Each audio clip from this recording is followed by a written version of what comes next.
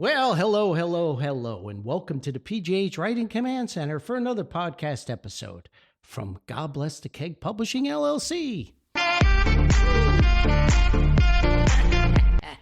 We're getting a party started. We have the world-famous Frankie T here today, so I've got his microphone muted so he can't talk right now. So you just... yeah, Frank's just smiling at me. But anyway, welcome to the world-famous... No, it's not world-famous. But you know, Frank... I'm going to unmute you, Frank. I'm going to, here.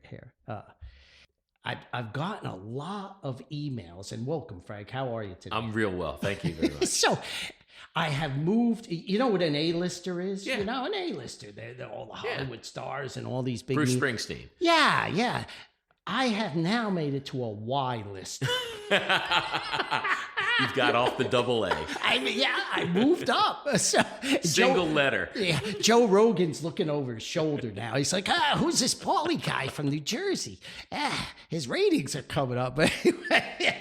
So Frankie T has joined us here. We're having a great afternoon. We're getting a party started. But at any rate, if you're a first-time tuner-inner, welcome. If you're a longtime listener or subscriber, welcome back.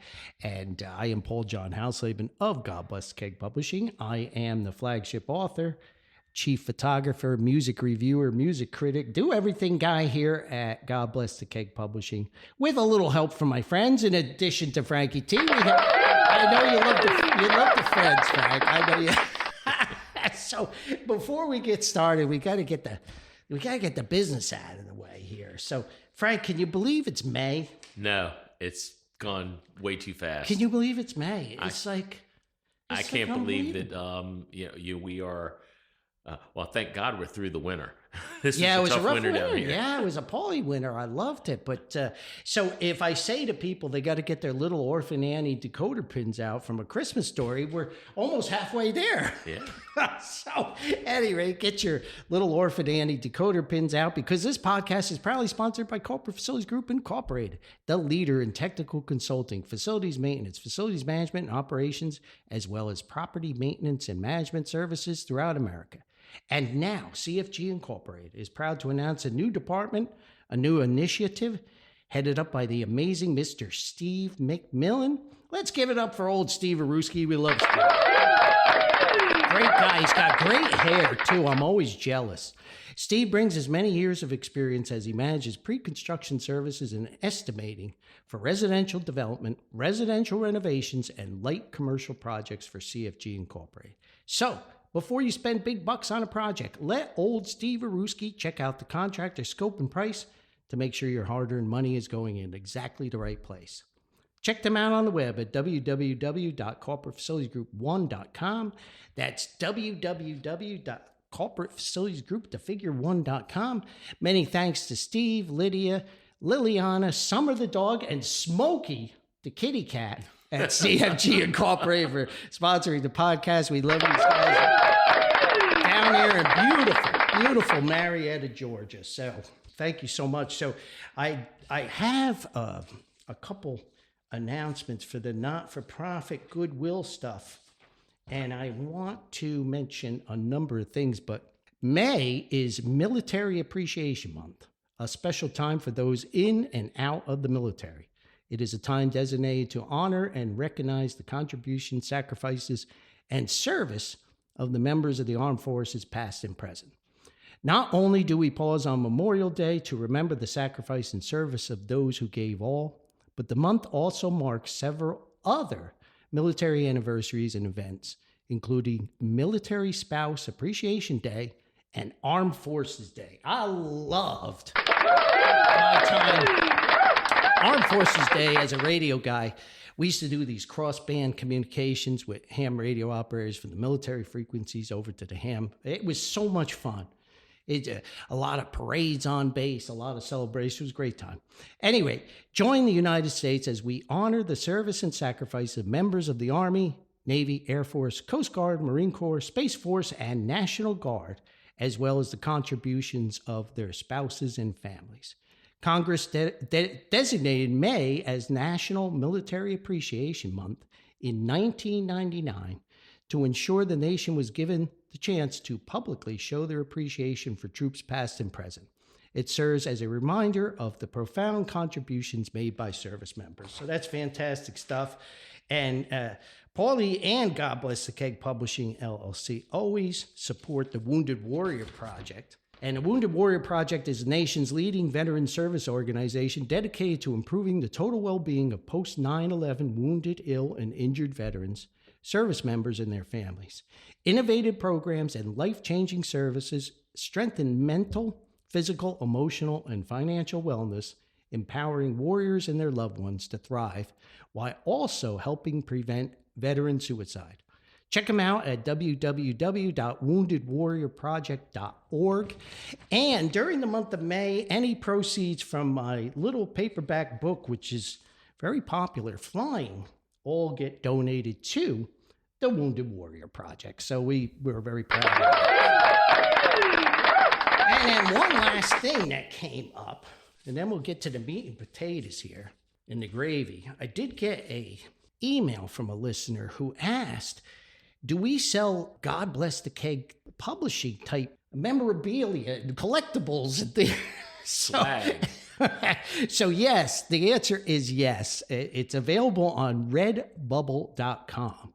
And it is, if you go to the Redbubble, it's Elysium Art 100. I don't know where that came from.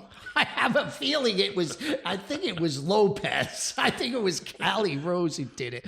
Anyway, Elysium Art 100. And there's all kinds of prints there. There are photographs, my photography work, there's some artwork, there's God Bless the Keg hats, t-shirts, mugs, that kind of thing. So check that out. And also on fineartamerica.com. If you go there, just put God Bless the Keg Publishing LLC in the search bar, and you will find a lot of my photography. You will also find Callie Rose, a couple of the junior photographers I worked with, Emily and Amber too. So I hope that answers that question there. I think the picture you like, Frank, that one with the trees with the guy walking the dog, is. I love that. I love that one. That's a popular one. But anyway, so we got all that done. And welcome to Frankie T. Today, we are going to talk about the old NFL versus the modern NFL. And I told Frank, I warned him ahead of time that I'm going to digress into a rant. And Frank is going to intercept me and interject logic. The calming influence. The calming influence. I got a dart gun here. Is it got Guinness in it? Tullamore Dew. Oh, there you go. That'll work.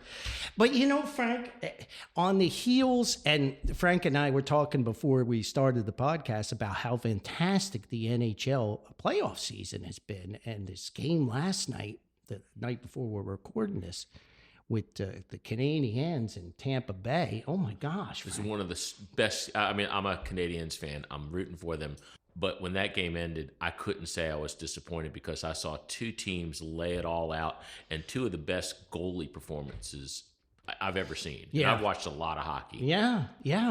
And that segues into, and I know I'm a little biased. No, I'm not a little biased. I'm a lot biased. That there's no doubt hockey's my favorite sport, and probably association football, which is a technical name, soccer, Premier League, and European English competitions. It's probably my second. Baseball's probably third. NFL now has fallen down to fourth in my list.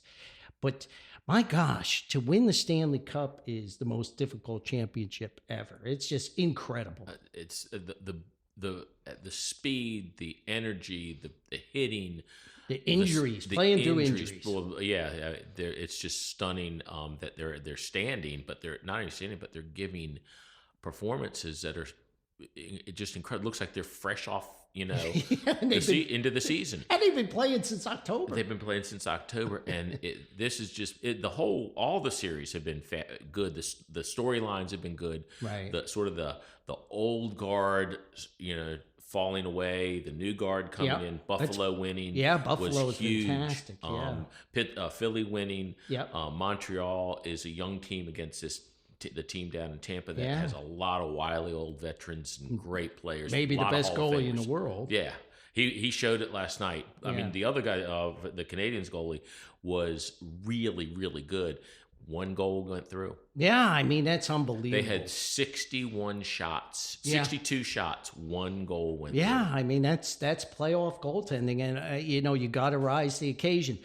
But this podcast is really about, came a couple conversations I had with Frankie T, and a number of other folks. And I used to live and breathe the NFL.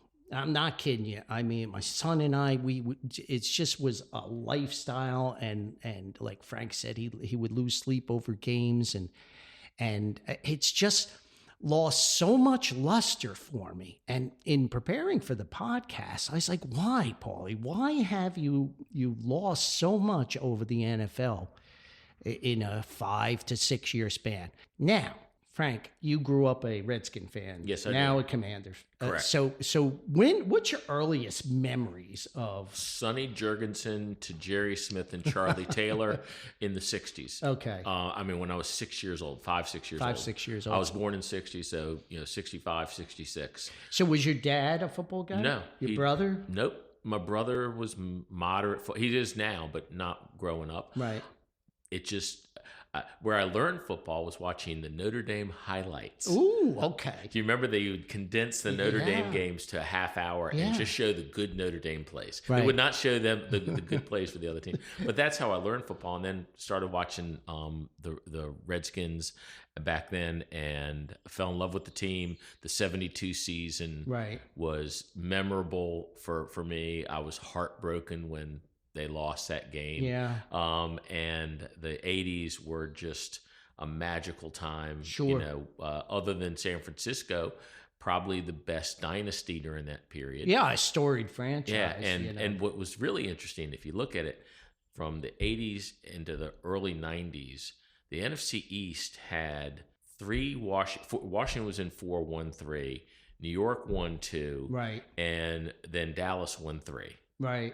In about a 12-year span. Right. That's a pretty amazing. That NFC East, they were just Donnybrook games. Yeah. And I just loved it. I loved Joe Gibbs. He was a real team Hogs guy. The Hogs. Rigo. Yeah, Rigonomics. Art Monk. Art Monk is my favorite player. Yeah, I mean, who could run routes? I mean, maybe Steve Largent. Largent.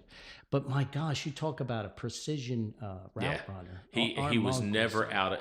They would throw the out before he would even break. It's unbelievable. He was amazing, and played for the Jets at the end. So you, as a Redskin guy, now Commander guy, Washington guy, and you grew up in Maryland, right? Right. Yeah. So, and me growing up in North Jersey, my earliest memories, and I think part of my problem now, and I admit it, is the New York Jets. I have a dictionary, Frank, and you used to do the word of the day with Allie, and so when I look up futility, it says the New York Jets. That's the definition. But how do you spell futility? Yeah, Jets. Yeah, it's just unbelievable. But I think part of my falling away and losing interest, even though I live and breathe the Jets and my son and I, and it's just like 15 years. 15 years of not making the playoffs, and it'll be 16. Maybe they'll pull something out, but I don't think so. Maybe the year after they have a chance, because I do kind of like the direction they're going. But that being said, a lot of folks don't really appreciate how historic the New York Jets are to the present day NFL. And I try to convey this to young folks who don't even, my last podcast was on the wisdom of Pete the bartender, smartest bartender ever.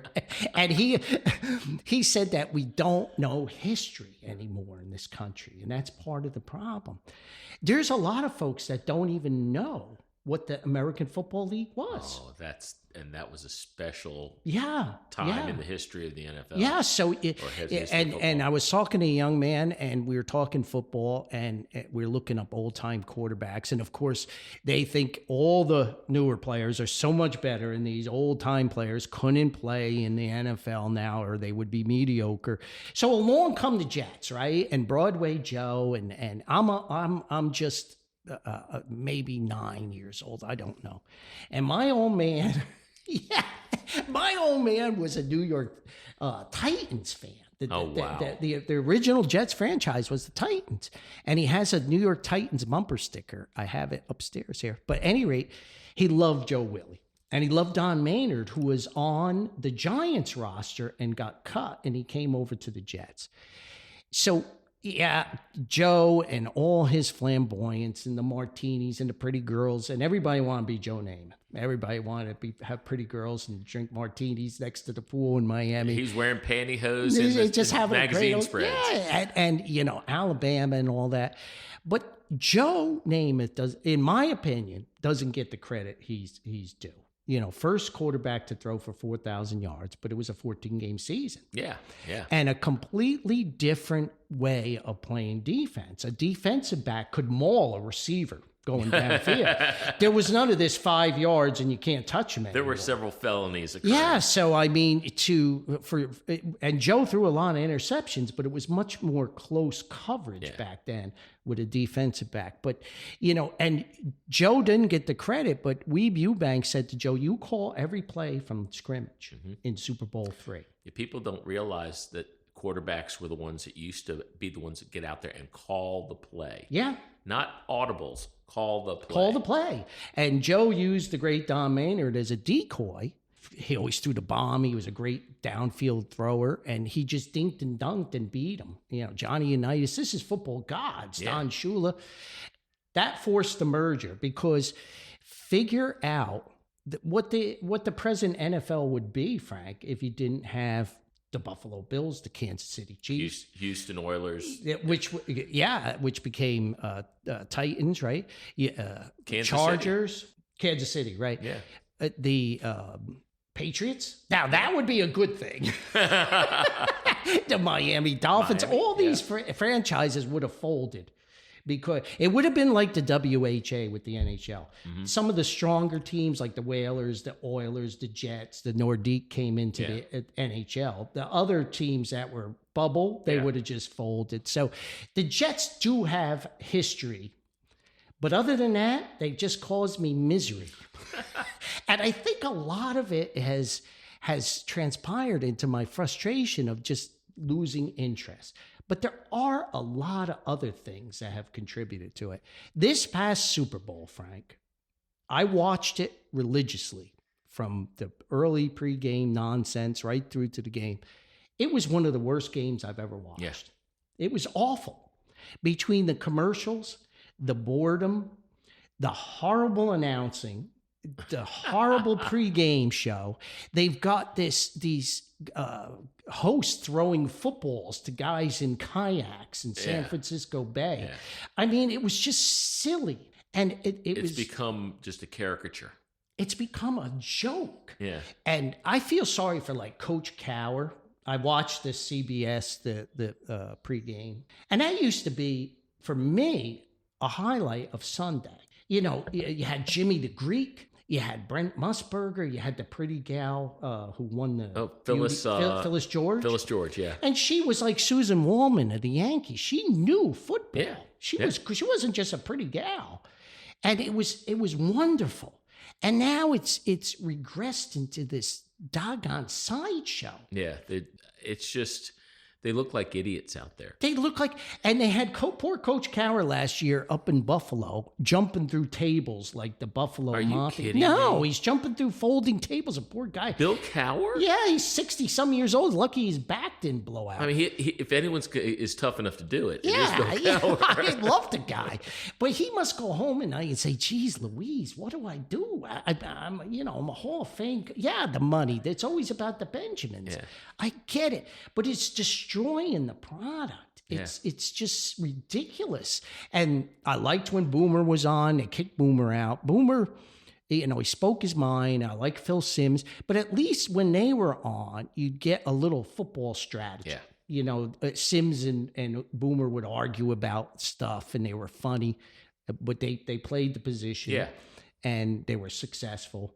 And you respected that. And Coach Cower would interject defensive things, and you learned something. Now, you just got all these handsome guys and these clowns, and they promote stuff. There's a commercial every 2 seconds. The pre-games are just awful. Yeah. They're just awful. And then I pulled these stats. You'd be, you know, Frank's a retired attorney, so he loves research. Getting the dart gun out. It's just unbelievable. So these are stats right? Yeah, I feel it coming, Frank. It's coming, you know. And what the heck is a catch nowadays? But I'll get to that. What is a catch? Come on. Any rate, how many minutes in an NFL game do you think there's actual play time, Frank? And when I mean play, you know, I'm throwing a ball to Frankie T, we're handing off to Joe, and he's running down the field. Not talking about, you know, walking back to the huddle or the referees huddling up. The 45 seconds running down or whatever. How many actual minutes do you think in an NFL game there's action? I'm going to guess 15. You weren't far. On an average, 11 to 13 minutes. 11? Mm-hmm. Wow. 3 hours. Mm-hmm. The average game is 3 hours and 12 minutes. 3 hours and 12 minutes. And you have 11 to 13 minutes of actual action. Actual play. Actual play. Compare that to the game last night of the Canadians or even soccer where people say it's boring. No, they're looking for space. They're looking for opportunities, but they never stop. The commercials are at halftime.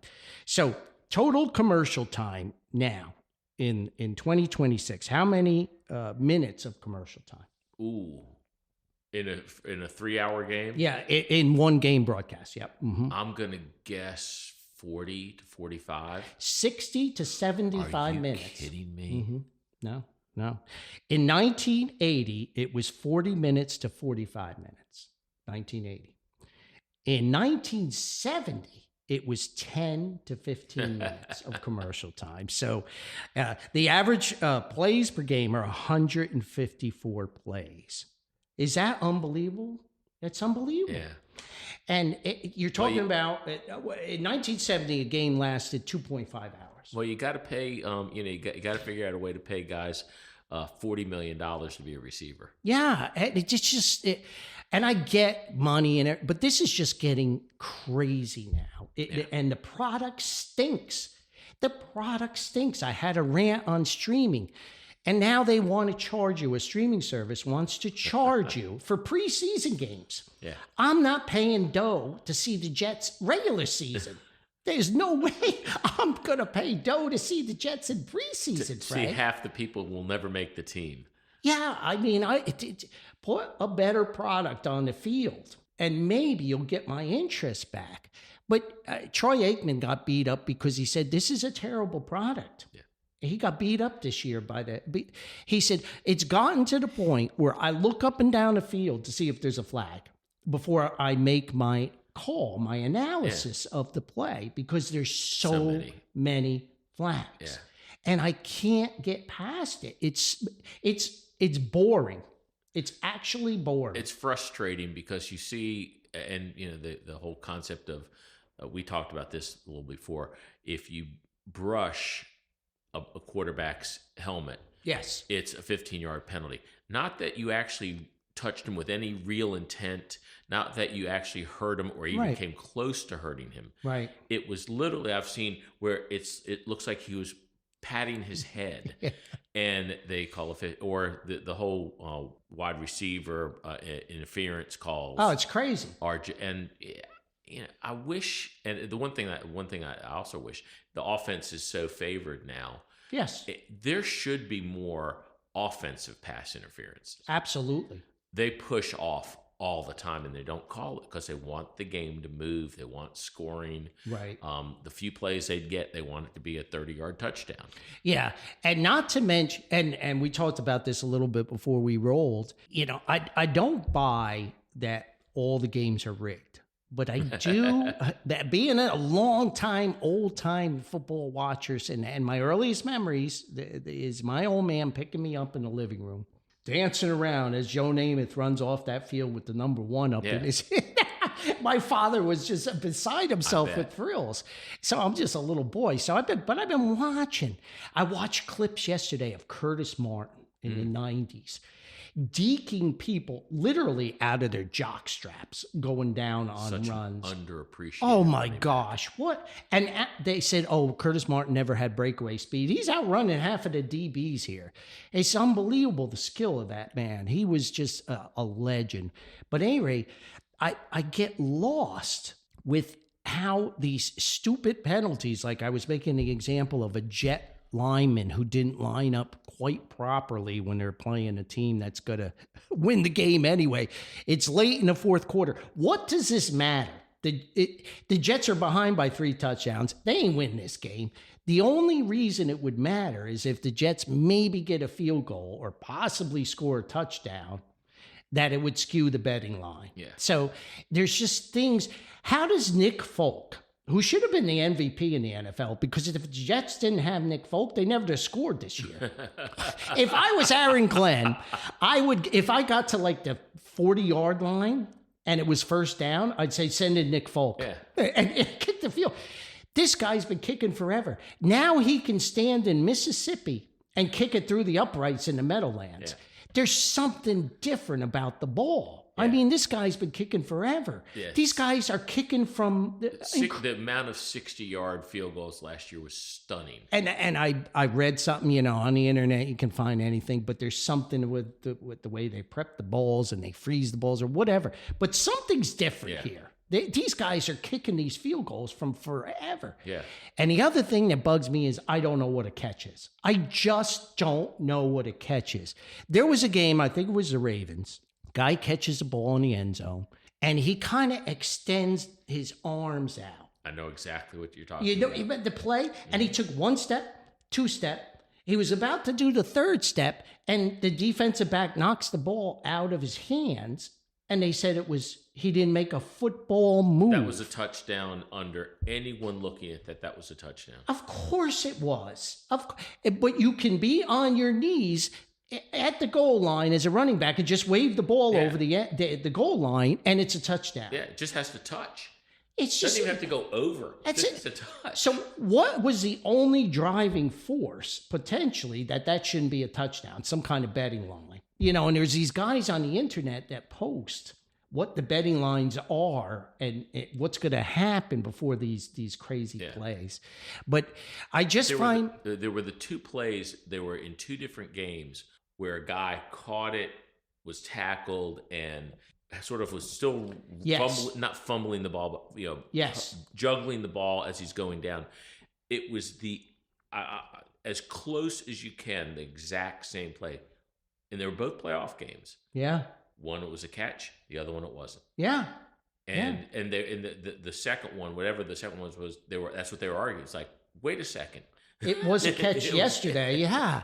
And that's the consistency. So what's the factor? I know I'm from New Jersey and I'm tainted, but once money gets involved, Frank, things change. But for me, that's the frustration. Well, not only that, not only money involved, but the way the NFL promotes gambling. Oh, of course. It's unbelievable. ESPN, Stephen A. Smith, Mike Greenberg all have their betting lines. Yeah. The special, I'm going to give you. It's like, wait a second. Yeah. Yeah. These are guys. First one, you and I could probably make, the same sort of bets as these guys. Do they really know anything? But their name, people think so. Yes. Yeah. So, Stephen A. says it, so I've got, Mike Greenberg says it. Mina Kimes says it, Yeah, I loved what, I think it was Parcells years ago when someone confronted him about his draft picks, and he said, well, Mel Kiper's Jr. said you should have picked Frankie T in the first round. And Parcells is like, if Mel Kiper's Jr. was so good, how come he's not the GM of a football team? They're entertainers. But the reclassification of the NFL from sport to entertainment to allow this betting makes you raise your eyebrows when you start to see this stuff. And you're old like me and you've watched this game forever. And I'm not even going to get into how great the old players were, because they were great. There's no doubt about it. Like you mentioned Gale Sayers, and I mentioned Curtis Martin. I mean, Montana. Dick Butkus. They wouldn't even let him on the field. He was, he would kill his grandmother. Sam Huff. Sam Huff. And Mike Curtis. Deacon Jones with the clothesline tackle. Yeah. And I'm not saying go back to that violence, But it's all about player safety, and they have this new kickoff rule and all this stuff. But they want to go to 18 games. Yeah. So what's with that? If you're so concerned about that, are you going to expand the roster to 150 guys? Well, I have this feeling, and this is my view. If they're going to get, first of all, I think they should have this already, but if they're going to move to 18 games, they need to give 2 buys. Yeah. And they need to increase the roster. Of course they do. And allow people to go on and off the practice squad much more seamlessly. Right. Because 18 games is just too long. Too long. I mean, remember when we started, it was a 12-game season. It was. Yeah, it was. That's what makes Namath's record so impressive at 14 games, 4,000 yards with the old rules in place. Yeah. Now, other quarterbacks in modern times have gone over 4,000 in 14 games, but Joe was the first, and the rules were so much different. Oh. But going overseas, they want to expand. The more greed, the more advertising, the more betting. They're going down to Brazil and playing. Brazilians City. Don't care about that. They're going to play one in Australia. Yeah, I mean, that's Pele country. Yeah. That's Pele country, Brazil. Yeah. Yes, but so what do you have, Frank? I'm controlling the rant, but this is not the NFL that we grew up with. No. It's not the NFL. Now, I will throw out a couple things Go ahead. I think are better. Go ahead. I like the fact that don't light my hair on fire. Oh, I don't have any, so go ahead. I'm gonna need hair first. I can't light dirt on fire. That's right. I'm going to say the point after touchdown. I like the fact they've moved it back. Yes, and I like the 2-point conversion. I do like 2 points, because that gives an element of strategy and gamesmanship when you're playing like that. Right. I like the fact that when a player gets a concussion, he has to sit out and go through a protocol. Right. Because that is we laugh about. I remember going back to hockey. Rocket Richard getting nailed, and it was a playoff game. And he came back in the third period. He was out for the second period. He came back third period, scored the winning goal. Right. Doesn't remember being on the ice. Yeah. No. And so I do think that there have been a couple benefits. I do think with the advent of some of the rule changes, it is a little more wide open. Right. It used to be 3 yards in a cloud of dust. Right. I think that with Joe Gibbs and Don Coryell and then Walsh in San Francisco, they became much more innovative about how to get players open, increase the pass. I mean, this is when the rules were still favoring the defense, right? But they got more innovative, that's gone on. But when you get where a cornerback really can't touch a guy now, right? I mean, I like it when they let them play and they make decisions based on, did it really interfere with the play or not? Right. Versus just a bump or a little hand checking. I think it's a play now, particularly Josh Allen at the Buffalo Bills. Like, let's say it's 2nd and 8, 2nd down 8 yards, right? He'll just send a receiver on a burner on a fly route and just throw the ball up in the air to see if he gets a pass interference way downfield. Or my brother was laughing. He goes, "Why don't they just do it where they throw it short and the receiver stops, right, and forces the guy to run into him, right? Because that's pass interference." Correct. Yeah. So he says, "Why don't they just do that every time?" Yeah, and I'm all for the players' sake. My favorite concussion story comes from Nottingham Forest when the great Brian Clough was the manager, maybe the 2nd greatest manager England ever had. They won back-to-back European championships and all that. Player gets ahead.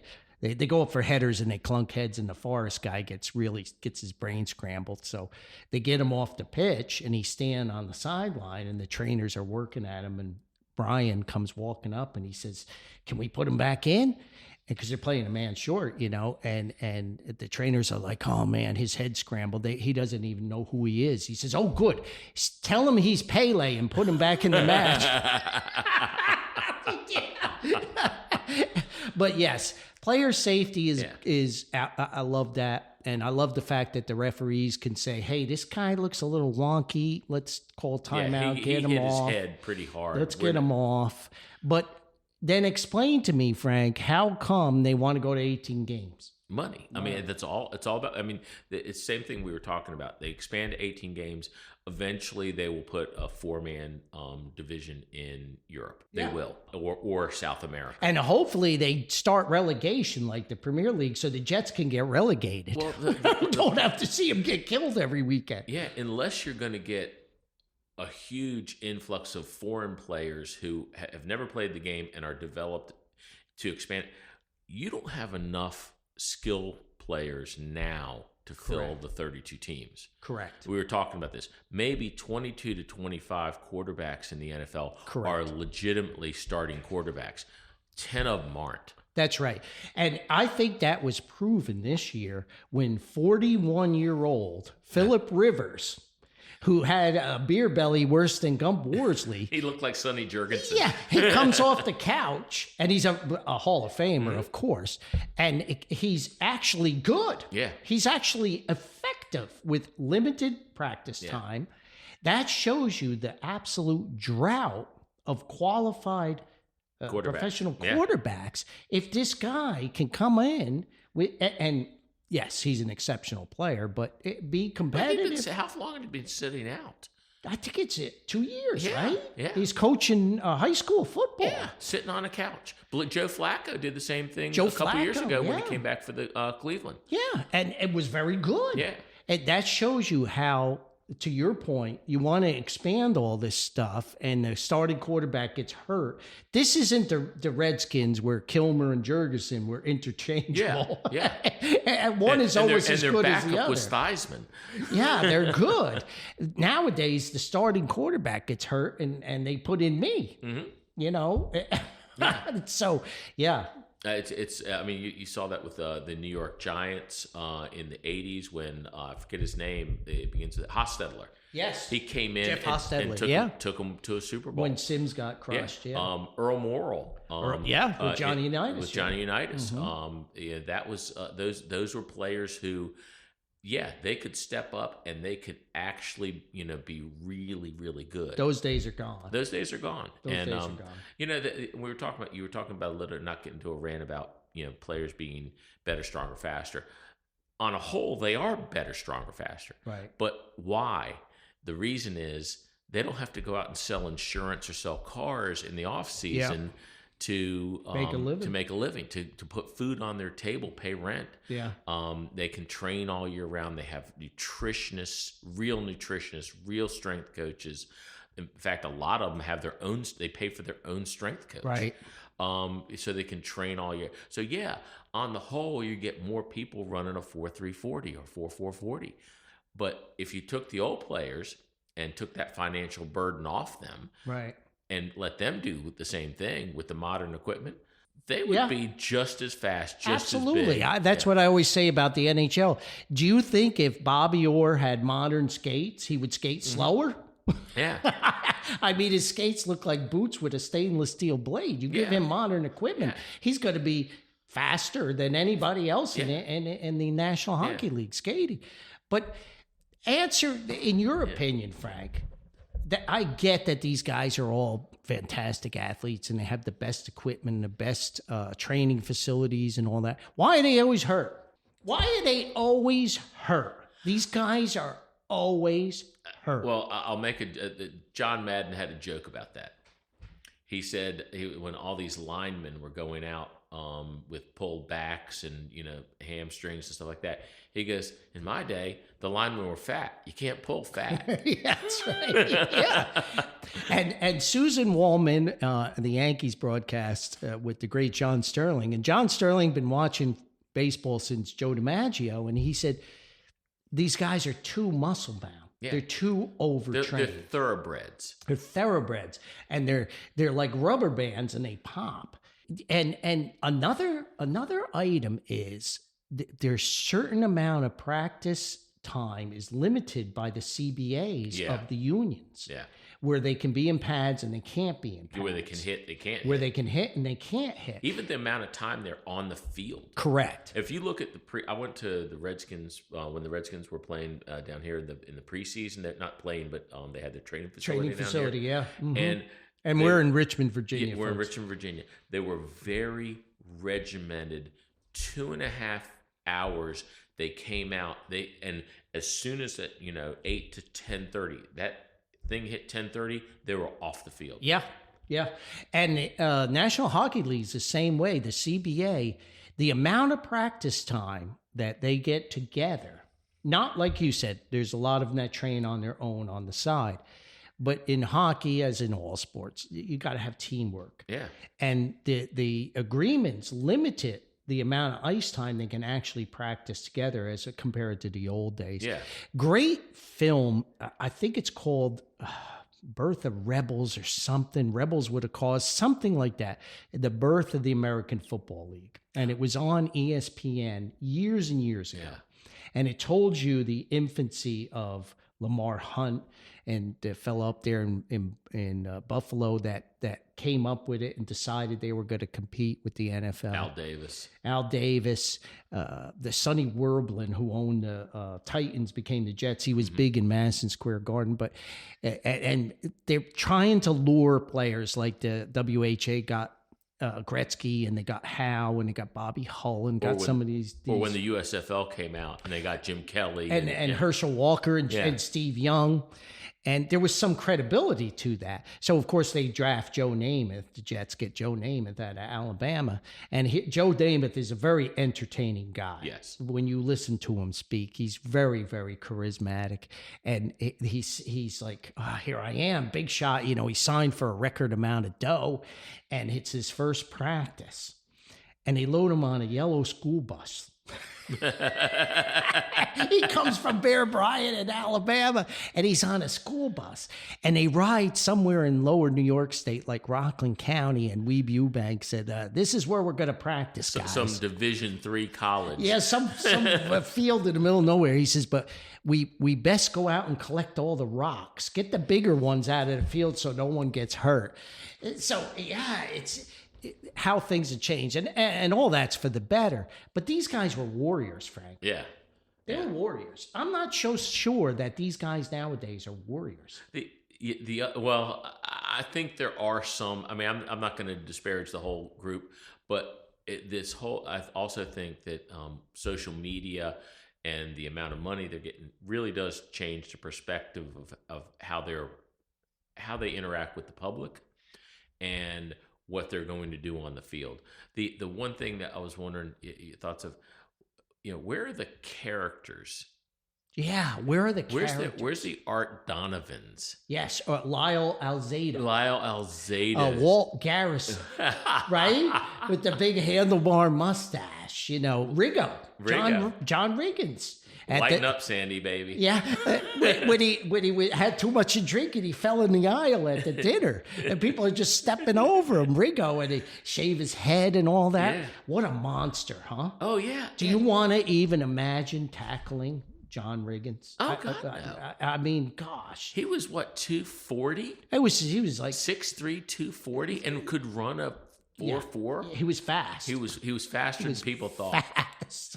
But I remember there's a lore in the Redskins when Sam Huff got traded from the Giants. Right. He got traded to the Redskins. Right.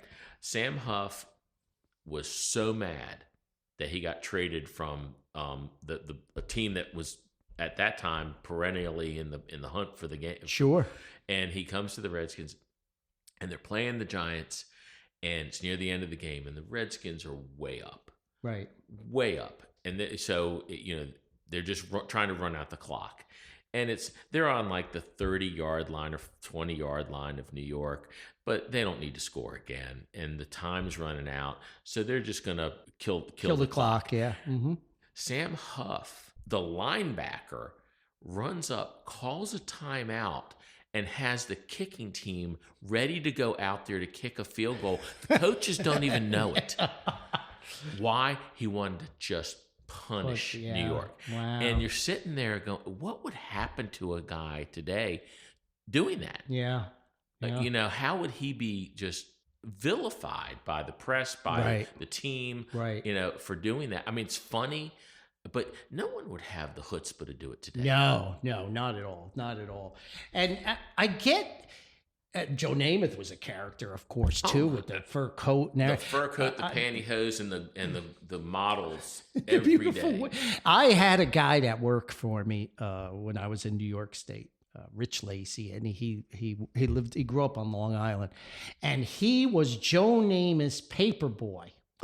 He was Joe, and he said, Paulie, the coolest thing in the world was to be Joe Namath's paper boy, because he gave me a good tip because he lived in Long Island, big following of Jets on Long Island, and he said, I was just a little kid, but my hormones are bouncing, and he'd say, yeah, you want to deliver the paper to the back, kid, because I got some chicks in the pool, and Rich would go back in there.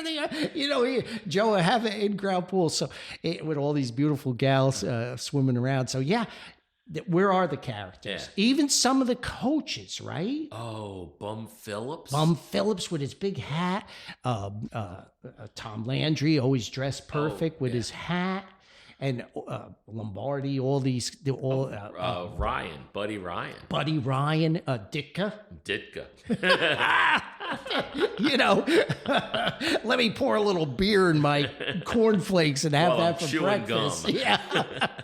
So, yeah, some of that is gone. Yeah. It's gone. Or it's contrived when they do it. Maybe, it's forced. It's commercialized. Right. Like everything's commercialized. All these end zone celebrations where they get up and do the bowling ball, or they get up. It's just like there's no real spontaneity to it. No. It's always, okay, if we score, let's get these 8 people and run out and do something funny. Yeah. And one of my favorite plays, and I think it was on the Commanders, when the ding-dong Chicago Bear defensive back is over taunting the home crowd. Oh, that. Yeah. Acted like a complete fool. He was over by the sideline. In the meantime, the Commanders snapped the ball, and that young quarterback you have Jaden now, Daniels. he chucks a Hail Mary. A 60-yard in the air. The defensive back realizes he's not, and his man catches the touchdown. He got benched and all that. Yeah. But, are you kidding me? Are you kidding me? Yeah. You're over taunting, and the team play's going on. and the team scores a winning touchdown on you. That kind of stuff is, and the guys who start celebrating, they drop the football before they cross the end. Do not get me started on that. The Jets player did that too. Yeah. And there's no repercussions for these modern players when they do stupid stuff. They do stupid offside, or they hit the quarterback 900 hours after he did. If you did that like on a Parcells team or a Belichick team or a Tom Coughlin, you're probably cut. I don't care who they are. They're sitting. And Parcells, a kicker would miss. He always says, I despise kickers. If you missed a kick, you're probably cut the next day. Look at the arguments he would have with Phil Simms on the sidelines. They were classics. Oh, they were like oil and water. Yeah. And I'm a Jersey guy, and Bill Parcells is from Bergen County. But that's also where the quarterback, it wasn't so structured. Phil Simms was expected to have a brain. Right. And really understand the game. And Phil Simms would get into arguments with him because he was passionate. I'm on the field. I'm seeing something that you're not seeing. Correct. And I think if you got Parcells today, and he would say, "Oh, Phil Simms was one of my favorite players." Oh, absolutely, I loved the guy. He didn't care because that he had passion. Yeah, he had the same passion that Parcells has. Right. Now I got to throw out one. Go ahead. Go to your notes. I got to throw out one concept: dome stadiums and AstroTurf. Oh. Yeah. And how that changed the game. And more importantly, they're talking about like Soldier Field. Yeah. Or the old Meadowlands. The old Meadowlands. Yeah. I sat down there many a times with sleet, snow, rain, wind blowing around. Yeah, the product is sloppier, but that's football. Right. I love snow games. I love rain games. Absolutely. Because there's so much. The elements become the game. Mud games. The mud, yeah. Remember the fog bowl. The fog bowl, yeah. In at Soldier Field. Yeah. That was. But I'd love those sorts of games, and with dome stadiums, and you have the remember artificial turf when they first came out? Yeah, AstroTurf. Well, the Houston Astros. But remember when it first came out? No one wanted to play on it because No. they said literally it was like a thin rug over concrete. It was. Yeah. Guys got squished and it hurt. I had a cousin who played football in college for Brown, and he had been recruited by Ohio State. Actually got an offer from Ohio State and didn't go. Right. And but he said the first time he played on artificial turf, he goes, everyone had rug burns. I bet. Yeah, everyone. But but you don't have that element of a mud. Yes. The wet grass. You got to worry about the cleat changes. Yeah. That was a big thing. Cleat changes. Yeah. You'd go to different types of cleats. Now Peyton Manning is in any era is a great quarterback, but you can make the case, as you could with Kurt Warner, the greatest show on turf. They were a product of artificial surfaces and the RCA Dome. And Peyton Manning, of course, he's throwing to Marvin Harrison. I could throw some passes and after to him, Marvin Reggie Wayne. Yeah, Reggie Wayne and Edgerrin James. So, all these great players. But that was purely timing routes. It was precision timing routes. Because I can remember the Colts coming to the Meadowlands for a playoff game against the horrible Jets. And the Jets destroyed them. Yeah. It was like 40 to something. And the wind's blowing in the Meadowlands. It's cold. There's snow changing to rain and the wind blowing. Parcells used to have them open the doors so the ball went through the upright and all that stuff. It was a difficult place to play. Yeah. It's a cold place in New Jersey there in the Meadowlands. And Peyton Manning's timing routes did not work in the same way. So, you make a great point. These surfaces are influential. Well, the other thing is, that just playing outdoors, the ice bowl. I don't have to say anything other than that. Exactly what I'm the talking Packers about. and the Cowboys. I remember watching that game. I was a kid. Yeah, classic. I was 5.5 years old. Yeah, the quarterback digging trying to get down. Yeah, trying to get traction just in to ice. Get 2 minute more inches. Yeah. And it was like 22 degrees. Yeah. Minus 22 degrees. How about the giant Packers playoff game? That was unbelievable. Tom Coughlin put the Vaseline on his face because he was turning red. This is classic stuff. He had ice burns on his face. Yes. 3 games later. Yeah. This is classic stuff. And that's what I'm missing, Frank. That's what I don't feel with the NFL.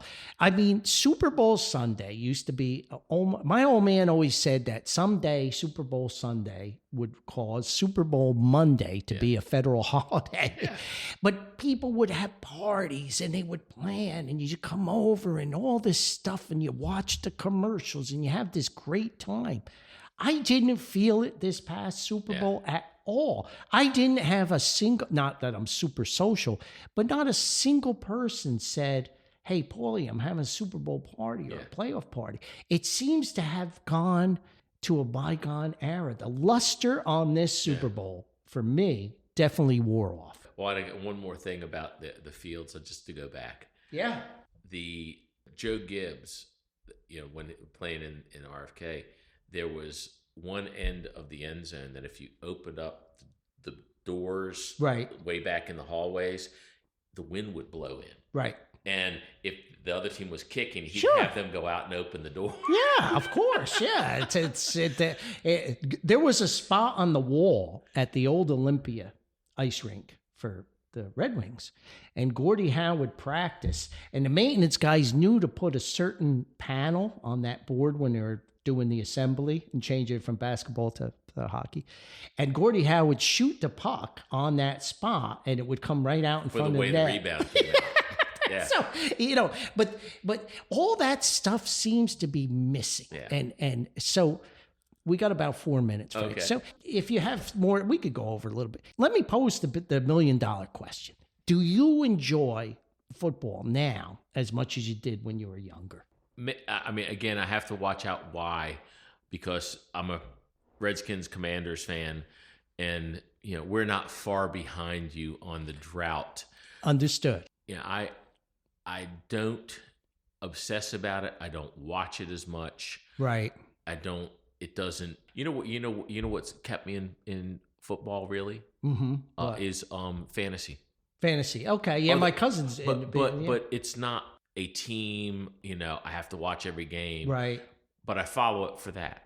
Right. And so no, I've maybe it's age. Yeah. Maybe it's younger people still have that passion. Right. I don't know. All I know is I went when I first came up. I got on the Redskins season ticket list. Right. I was number 100,000 on the wait list. Yeah. And the only way I got tickets after waiting 16 years wow. on the wait list, I got tickets because they moved to the new stadium and it shot me up. Right. And I got 2 tickets, and for 16 years, I drove from Richmond to D.C. Wow. Or Landover, Maryland. Right, right. I saw probably, including pre-season, you had to buy 10 tickets. Right. I probably went to 7 to 8 games a year, and I loved it. Yeah. The last 3 or 4 years were painful. Yeah. And because the team, I wasn't seeing the team I wanted to see. Right, the product stinks. The product was so bad. Yeah, yeah. But they're making money hand over fist. We were talking about the price of beers. Oh, well, you got to love Dan Snyder, who basically he would stick his finger out and go, "Give me all your money." Leave your wallet at that. Yeah. But literally, the year that Robert Griffin came in, and they had the 1 year that was real magical, right. And he got injured. The next year, ticket prices went up by about 30%. Yeah, and parking went up. I was paying at the end $60 to park probably close to 3/4 of a mile away from the stadium. That's unbelievable. Now it's up to I think $75 to $80. Yeah, it's unbelievable. So very much like the streaming, and my complaint with the streaming, they just keep shutting the working person out of being able to afford this stuff. If I wanted to follow every Jet game every Nottingham Forest game, it would be 6 streaming services I have to subscribe to. I mean, come on. And I listen on the radio, and I'm happy to do so. I know I'm weird and eccentric and old-fashioned, but there's something beautiful about a baseball game, even hockey and football on the radio. I love it. I just love it. It takes me back to a better era, a better time. And yeah, maybe I'll live in the past. I write about the past. I talk about the past. And my old man always said newer isn't better, but I love it. Now, I do prefer soccer on TV. Okay. That I do prefer. That's a hard sport to get excited because I'm looking about. For spaces. Yeah. I'm looking for what it's to hard play. To describe that. Yeah. But when you came in to the Writing Command Center, I met you on the stoop. You were literally bouncing about the NHL game last night. So that kind of enthusiasm, it doesn't exist for me on the NFL anymore. It was when Jaden Daniels had the 1 year, and I was really happy because they had life. You know what? When they were in the game against the Lions, you know where I was? At a Caps game. Yeah, I love that. So let me put you on the spot one more time. I'll let you go to your notes, then we'll wrap it up, Frank. Do you think the appeal of the current NFL with younger folks and such is about the game, or is it about betting opportunities? Well, I have several people I know, I'm not going to name them, who are younger, and it does seem to me that generation of people in their 20s and 30s betting I'm shocked at how much they bet on all types of sports. Yeah. And they're not big bets, they're $1, $2 bets. Yeah. But they always have like 5 bets going. So how many people are watching, not for the love of the NFL? Yeah. But and you made a great point. I mean, you'll watch those pregame shows, and every commercial will be about a betting app. Mm-hmm. It'll be scrolling along the bottom. Yeah. And then they actually huddle up with the hosts, Coach Cowher, and they give their projected bets. So are they interested in the NFL, or is the betting become entertainment? I think the betting is I agree. is gonna surpass them if they don't watch it. I agree. And I mean, to me, the whole concept of the league partnering with betting companies Correct. is just something unwholesome. Yeah, about it. yeah. I mean, but they're doing a lot of these blurs. Tom Brady is an owner, but he's also an announcer. Right. And I know that, probably there's nothing there, but it just feels like, Correct. no, get in a lane and stick with it. Yeah. You don't have to make money everywhere. I don't think he needs a lot. You want it? I'll give him $1 if he's down on his. But I mean, to sit there and allow an owner of a team because the game is not the same, Frank. It's not about the game on the field. No, it's about all this other stuff. And Tom Brady, when he came out, he got a huge contract. He's never announced the game. And they pushed Greg Olson. A Jersey guy. Shout out to Wayne, New Jersey. Yeah. I think he went to Wayne Valley. Great. And I like Greg Olson better than I do any other color announcer in the NFL. Yeah. And I could go on and on. I rather stick pins in my eyes than listen to Chris Collinsworth. In fact, that whole Sunday night, and I know they're revamping that Sunday night broadcast. Poor Coach Dungy got pushed aside. I love that man. Oh, did he? Yeah, and I sat next to him on a flight going to Atlanta. He's just an amazing guy. But at any rate, that whole Sunday night thing has just lost all its luster to me. So I'm glad they're trying to resurrect that. Remember, the ESPN pregame show was always Boomer. Yeah, Chris Berman. And Tom Jackson. Yeah, Denver Broncos. And Tom Jackson was the best. He was fantastic. Well, I hate to say this. The same thing is to say, I still watch PTI. Mm-hmm. Pardon the interruption. Mike Wilbon, Tony Kornheiser. Right. I will watch that every day. I can't stand Stephen Smith. I can't stand Pat McAfee. Right. Because they're cartoonish. Yes, they're cartoon. And it's not about, it's always about them. Yeah, it's about their take. It's all about them. Yeah. It's not about the sport. And I think that's what's really tainted me because there's so much peripheral stuff. It's no longer about football. It's about all this other stuff. It's about who can yell the loudest, do outlandish things. Yeah. They're not, but you get in Wilbon and Kornheiser, those are two old print guys. Yeah. They came up under Shirley Povich. They're print guys. Yeah. Absolutely. And they were talking about it last night. They talked about being mentored by Shirley Povich, who was writing and talks about when I was talking with Ruth, and he was talking about Babe Ruth. Yeah. Yeah. The Ruth. So do you have anything else in your notes, Frank? I have probably a few other things, but I'm You're good? I think we're good. I think this was fun. We've got our angst out. Jets. Anyway, someday, I had a guy I used to do work for when I was a young kid, an electrician, and I can remember he's a fervent New York Rangers fan. I could see his house and the work I did, and he knew I played hockey, and we talked hockey when I did work at his house. And he said, "Paulie, my goal in life is just to stay alive long enough to see the Rangers win another Stanley Cup," and he did. So that my goal is to stay alive long enough to see the New York Jets. I feel the same way about my Commanders. There you go. Anyway, so the passion has not totally died. No, and it hasn't. It's just, and I admit that maybe the Jets have destroyed it for a little bit, but I hope to get it back. Yeah. But anyway, so upcoming podcast. Frank, I'm going to get Jeff the musical wizard back here. I'd love to get you and Jeff and talk some music.